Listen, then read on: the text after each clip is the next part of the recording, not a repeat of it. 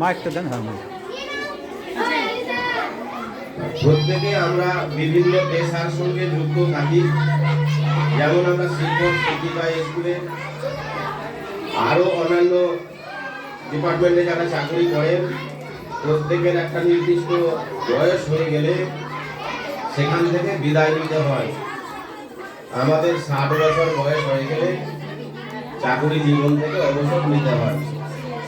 জীবন কুমার রায় মহাশয় আজকে 60 বছর বয়স পূর্ণ করলেন।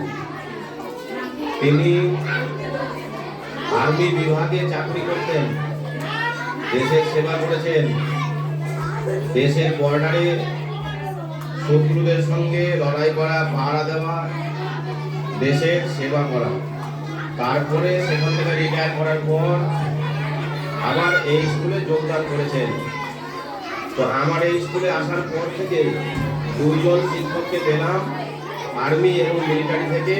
রিটায়ার হওয়ার পর তাদের আরেকটি চাকরি দেওয়া হয়, কারণ ওদের অনেক কম বয়সে ওখান থেকে চাকরি ছেড়ে দিয়ে পুনরায় অন্য একটা ডিপার্টমেন্টে পাঠানো হয়। সুখদেব মন্ডল বাবুও এখানে ছিলেন। ওনার বিদায় লগ্নে বিদায় সম্ভাষণা একটু চুপ করে শুনবেন, ভালো লাগবে। আমাদের বিদ্যালয়ের সকল শিক্ষক শিক্ষিকা সকলে মিলে এবং মহিলা খাতুনকে এই বিষয়টি দেওয়া হয়েছিল, তিনি দায়িত্ব পালন করেছেন। সেই মানপত্রটি আমি পাঠ করে শোনাচ্ছি। হে আচার্য, আজ আপনার বিদায় নেবার